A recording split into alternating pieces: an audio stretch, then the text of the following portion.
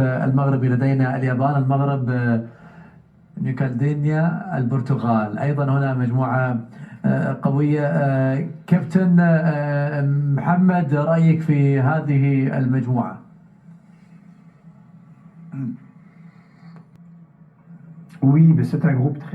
نعم، هي مجموعة صعبة جدا، لأننا نحن كما قلت نتبادل مع المسؤولين عن هذه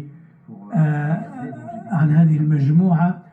اليابان منتخب قوي جدا، وما يقومون به ما يقدمونه شيء، حتى لو خسر في بطولة ما دون 20 سنة ضد فرنسا. إذن اليابان يبذل جهودا كبيرة. والبرتغال الجميع يعرفون كرة القدم البرتغالية، هو بطل أوروبا، وإذا فاز ببطولة أوروبا معنى ذلك أنه فريق ممتاز. ربما كاليدونيا الجديدة أو نيو كاليدوني هي ربما أقل مستوى. إذن أعتقد أن المغرب سيفوز وينبغي الفوز بنقاط ضد اليابان والبرتغال لكي يتأهل. أعتقد أنه في هذه المجموعة 3 فرق ستتأهل، وصاحب المركز الثالث أيضا سيتأهل ضمن أفضل فرق تحت المركز الثالث. إذن هي مجموعة متوازنة جدا. صحيح. أيضا خلونا نتابع مشاهدينا من قنوات الكاس في هذا التقرير اللي يحملنا للمشاعر المغربية. يستعد المنتخب المغربي للناشئين لخوض نهائيات كأس العالم لكرة القدم المقامة في قطر. المنتخب المغربي بعد أن تربى على عرش القارة الإفريقية يريد أن يكرر الإنجاز ولو ببصمة عالمية. نصف نهائي مونديال الكبار لا زال في الأذهان. الشارع المغربي يمني النفس بأن يتكرر الإنجاز العالمي على أرض المونديال من جديد. مونديال قطر محطة جديدة بالنسبة للمنتخبات الوطنية ككل، وبطبيعة الحال تحدي كبير أمام شبال الأطلس اللي هما لاعبي منتخب أقل من 17 سنة، للسير على خطى نظرائهم في أقل من 20 سنة. لما لا المنافسة على اللقب. بطبيعة الحال فلسفة المنتخبات الوطنية أصبحت هي التباري على أعلى المستويات. طالما كانت دولة قطر فالخير على المغاربة خصوصا في مونديال 2022. هذه فرصة سانحة للمنتخب أقل من 17 سنة أنه يوصل ربما لنهائي كأس العالم بدولة قطر. وكما شفنا المنتخب ديال أقل من 20 سنة بدا كأس العالم بالشيلي اللي هو أمر طبيعي في الأوساط المغربية الآن. الرهان سيكون كبيرا على أبناء المدرب المغربي نبيل باها، خاصة بعد تتويج منتخب الشباب مع مواطنه المدرب محمد وهبي. الكرة المغربية تعيش أفضل رداهاتها التاريخية. إنجاز مونديال الشيلي رفع سقف الطموحات عاليا، وأصبح الجميع ينادي باللقب العالمي. بعد ما فازوا بكأس إفريقيا، وبعد ما فاز حتى الفريق الشبان بكأس العالم ضد الأرجنتين 2-0، كنظن بلي هذا غيكون محفز كبير بأنه الشبان ديالنا الفتيان ديالنا يربحوا بكأس العالم إن شاء الله. أنا كنظن أنه غادي يكون بحال سلفهم المنتخب ديال الشبان الأقل من 20 سنة اللي داو كأس العالم، وكذلك المنتخب ديال المحترفين الكبار اللي دا تا هو اللي وصل لنصف النهائي. كنتمناو يحققوا شي انجاز في الفرق اللي غيربحوا كما داروا الشبان ديالهم الكبار. وانا كنظن الكره المغربيه غادا كتقدم من هنا 2030 نقدروا بحال والو ناخذوا كاس العالم وان شاء الله يفرح كاع المغاربه كامل. مطلب التتويج والعوده بلقب مونديال الناشئين هو حق مشروع لكل المحبين، ولكنه قد يكون بمثابه ضغط اضافي على المدرب واللاعبين.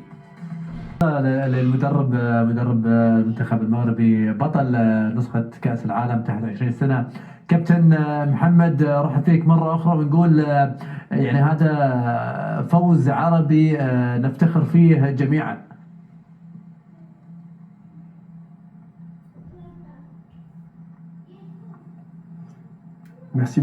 شكرا جزيلا. السلام عليكم.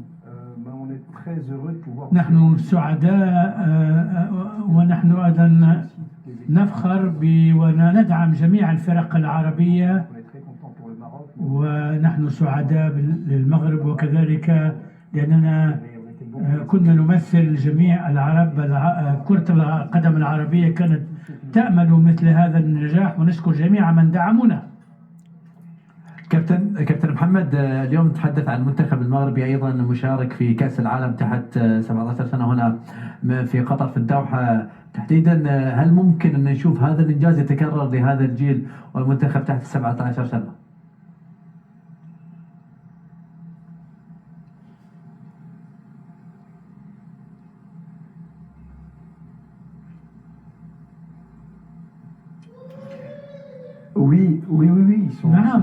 نعم هو فريق جيد فاز باللقب الافريقي، فيه لاعبون ممتازون ويعملون منذ فترة طويلة مع بعض، وهناك نجوم وكان هناك مشاركة، هناك لاعبان ثلاثة بمستوى عالي جدا ولكنهم مصابون، ولكن المجموعة المتبقية التي ستشارك أيضا فيها لاعبون ممتازون، وآمل أن الفوز باللقب الأفريقي هو إنجاز كبير لأن الإمكانات البدنية والفنية والمهارية ممتازة، وأنا متأكد من أنهم سيقدمون أداء جيدا في هذه البطولة.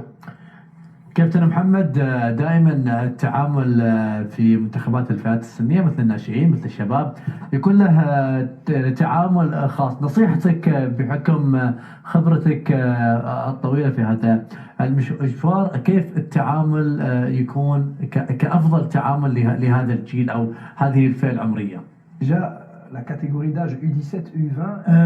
دون 17 سنة ودون 20 سنة مختلفتان. في دون 20 هناك لاعبون أصبحوا محترفين، أما دون 17 فإنهم لم يعرفوا جميعهم الاحتراف، هم لاعبون يلعبون كأنهم أطفال ربما، وهذا يعني أنهم يكونون أحيانا ممتازين وأحيانا أخرى، ويتميز أداؤهم بهذا التفاوت من مباراة إلى أخرى ومن فترة إلى أخرى.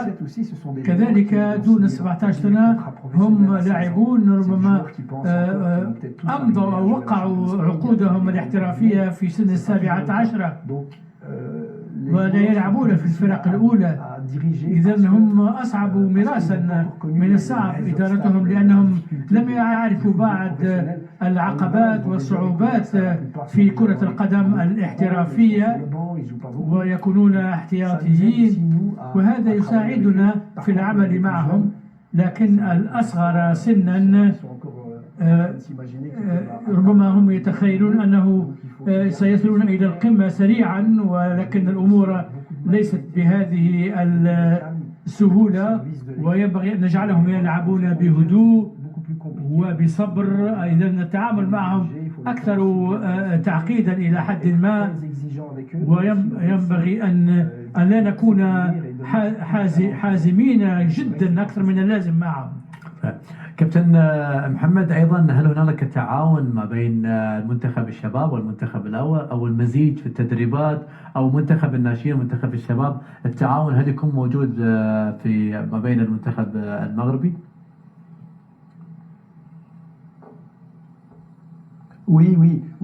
نعم، المدربون مثل وليد ركراكي وستوي ونبيل بات ونور الدين نيبت أيضا يهتم بما دون 18 سنة. نحن مختلفون وليس لدينا نفس الشخصية، ولكن هناك تعاون كبير. أنا دائما أتعاون مع ركراكي، لكن مع نبيل باع نحن نناقش الأمور ونتبادل الأفكار حول طريقة الإعداد. وفي كأس أفريقيا هو ساعدني كثيرا بنصائح، وأنا استفدت مما قام به وكيف تعامل مع الفريق. هناك تعاون جديد، والإدارة الفنية لدينا المدير الفني لقجع ووضع طريقة عمل يتم فيها وبمقتضاها تبادل المعلومات. هناك تبادل كبير، وربما ذلك هو سر نجاح المنتخبات المغربية، لأننا نتبادل أسباب النجاح والفشل أيضا. صحيح. شكرا لك كابتن ظهورك معنا عبر قنوات الكاس الرياضيه، لكن راح نرجع لك ان شاء الله مع الحديث المستمر في حلقه اليوم.